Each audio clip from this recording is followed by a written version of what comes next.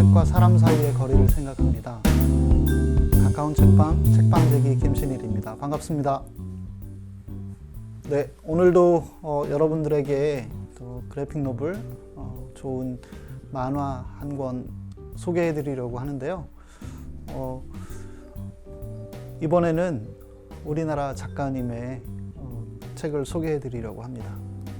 오늘 소개해 드릴 책은 제시 이야기라고 하는 책입니다. 저희가 이 작가님 모셔서 몇 개월 전에 우리 가까운 책방에서 강연회 진행한 적이 있는데, 박건웅 작가님이 그리신 제시 이야기라고 하는 책인데요. 이 제시 이야기는 우리가 잘 평소에 알지 못했던 항일운동 하셨던, 독립운동 하셨던 양우조, 최선화 선생님 부부의 딸, 자녀이죠. 딸 제시의 양육일기를 이 두 분이 쓰셨는데, 그걸 바탕으로 만들어진, 그걸 바탕으로 그려진 책입니다. 박건웅 작가님 먼저 잠깐 소개해 드리면, 이 책 날개에 있는 걸 제가 읽어 드릴게요. 홍익대학교에서 회화를 전공하셨고 1997년부터 만화를 시작하였다. 주로 한국 근현대사를 소재로 만화 작업을 하고 있으며, 최근에는 시사, 풍자 영역으로 확대하여 만화의 자유로운 상상력을 즐기고 있다. 문화체육부 장관상, 오늘의 우리만화상, 부천 만화 대상을 수상했다. 이렇게 소개하고 있습니다. 그래서 이 소개에도 나타났지만 우리나라의 근현대사를 다룬 여러 가지 크고 작은 일들이 굉장히 많았잖아요. 그 일들을 만화로 그리는 작업을 꾸준히 해오고 계십니다. 그래서 우리 김근태 선생님 남영동 대공분실 그 고문 사건을 다룬 짐승의 시간이라든지, 인혁당 사건을 다룬 그 해봄이라든지, 또 그리고 민간인 학살 사건을 다룬 최근에 나온 그 악마의 일기라든지요. 또 그리고 우리 김산의 니메일즈, 김산의 아리랑을 또 만화로 이렇게 그리기도 하셨고요. 그래서 우리나라의 근현대사를 망라해서 계속해서 꾸준히 작업을 이어오고 계시고, 오늘 소개해드릴 이 제시 이야기도 그런 작품들 중에 하나라고 할 수 있겠고, 사실 저도 이 책을 통해서 양우조 선생님과 최선화 선생님 부부 이야기를 처음 알게 됐습니다. 이 두 분은 상해 임시정부에서 김구 선생님 주례로 결혼을 하셨고요. 그리고 제시라고 하는 딸을 낳았습니다. 여기 보면 지금 사람들이 표지에 보시면 굉장히 많이 등장하고 있는데, 사실 이건 중일전쟁의 피난 행렬이라고 할 수 있고, 그리고 이 가운데 있는 이 바구니에 담긴 아이가 제시이고, 여기 바구니를 안고 메고 있는 분이 양우조 선생님입니다. 양우조 선생님은 당시에 우리가 흔히 MIT라고 얘기하는 미국에서 아주 굉장히 좋은 학교를 나오셨다고 하고, 또 돈도 많이 버셨다고 해요. 그런데 그것들을 다 포기하고 중국으로 건너가서 독립운동을 하셨고, 그리고 최선화 선생님과 최선화 선생님 아버님께서 아마 그런 모습에 또 흔쾌히 사위로 맞고, 두 분이 또 김구 선생님의 주례로 또 결혼을 하고 상해 임시정부에서 활약을 하던 중에 1937년 이제 중일전쟁이 일어나게 되고요. 중일전쟁 와중에 프랑스 조차지에 그 상해 임시정부가 있었다고 하는데, 그곳에 계속 있을 수가 없어서 일본군이 계속 공습하고 전쟁이 계속 번져가는 그런 위험한 상황이었기 때문에 중경까지, 그게 거의 한 5,000km 정도 되는 여정이었는데요. 여기 책 안쪽에 보시면 상해부터 시작해가지고 남경, 장사, 또 광주, 유주, 기강, 중경까지 가는 이런 긴 여정을 전쟁을 피해서 임시정부가 옮겨가게 되죠. 그런데 그 와중에 이제 제시라고 하는 아이가 태어났고, 제시라고 하는 이름도 한자 이름이기는 하지만 또 국제적으로 우리 민족을 위해서 활동했으면 좋겠다라고 하는 뜻을 가지고 영어 이름 비슷하게 그렇게 일부러 지으셨다고 하더라고요. 그런데 어쨌든 아이는 그 전쟁의 와중에도 잘하고 이간하고 또 뭐 활짝 웃기도 하고 그런 여러 모습들을 볼 수 있습니다. 사실 이 책을 통해서 저희가 느낄 수 있는 것은 저는 기록이 중요하구나 그런 생각도 한편으로는 해봤습니다. 왜냐하면 그 아이를 기르면서 또 공습을 피하고 기차를 타기도 하고 배를 타기도 하고 그렇게 전쟁을 피해서 그렇게 가면서 겨우겨우 어쩌면 목숨을 연명해가는 그 와중에 크고 작은 일들이 계속해서 끊임없이 벌어지잖아요.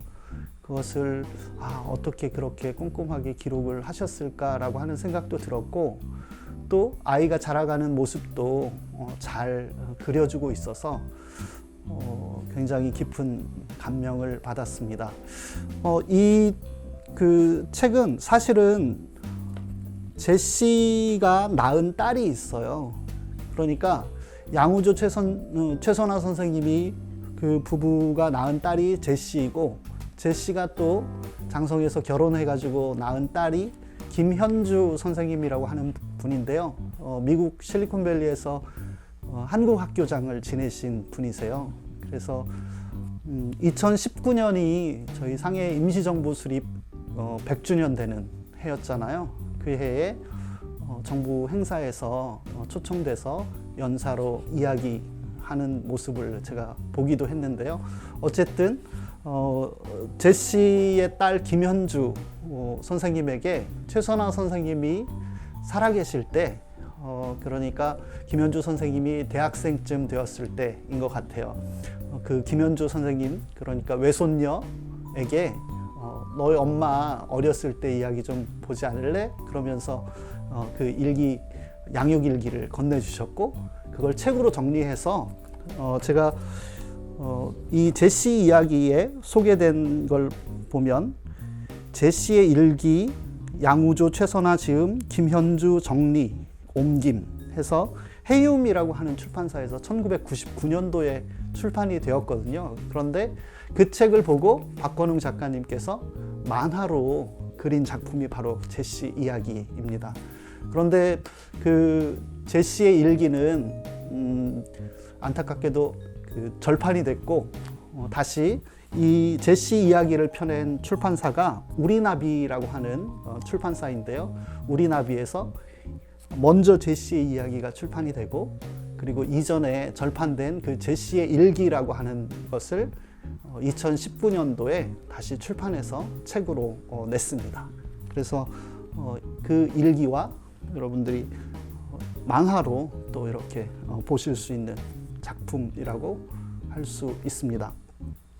이걸 보시면 사실 역사의 그 소용돌이라고 할 수 있겠죠. 그 속에서 개인의 삶은 여전히 또한 계속 지속되는 것이죠.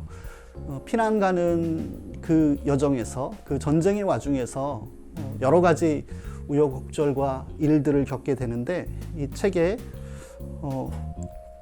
하나 소개해드리면 1939년 11월 3일의 일을 기록하고 계신데 여기에 써있는 지문을 제가 한번 읽어볼게요. 양 선생님 큰일 났습니다.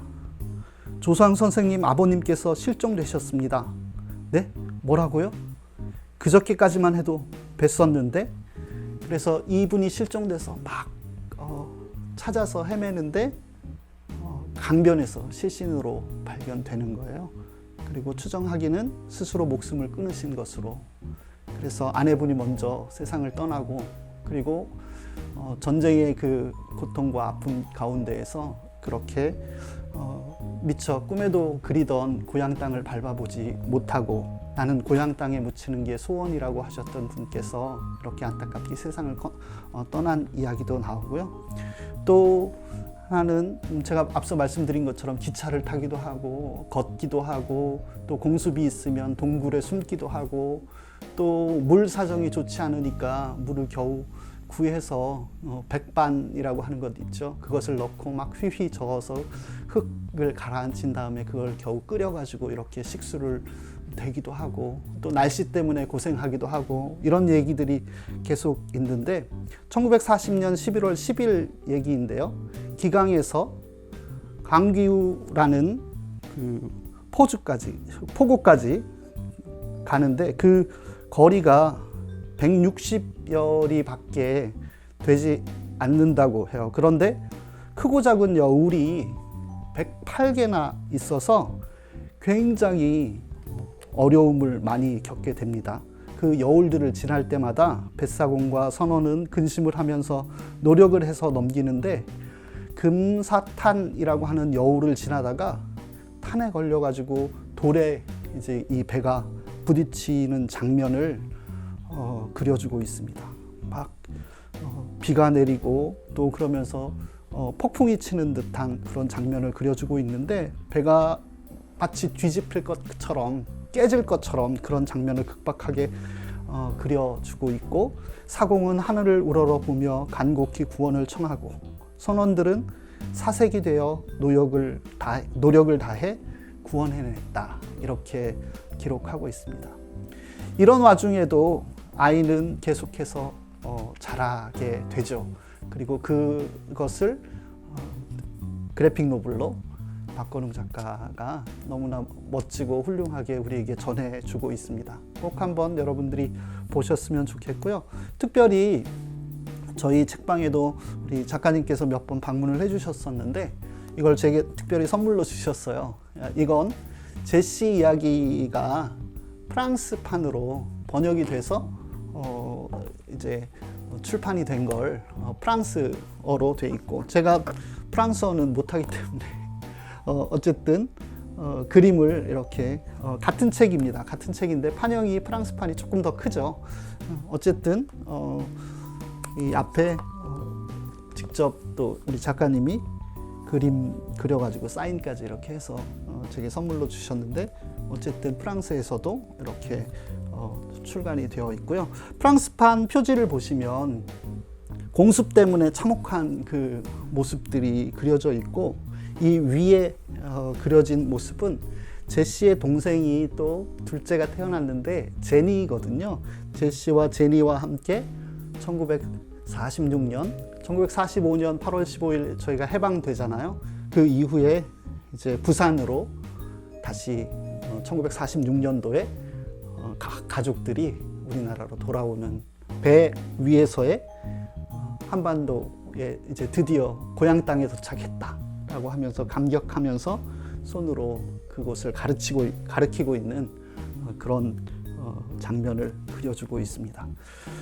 박건웅 작가님이 이런 한국 근현대사 작업을 끊임없이 해오고 계신데, 이 제시 이야기와 더불어서 함께 보시면 좋을 책을 하나 더 소개해 드리면, 같은 우리나비 출판사에서 출판된 책인데요.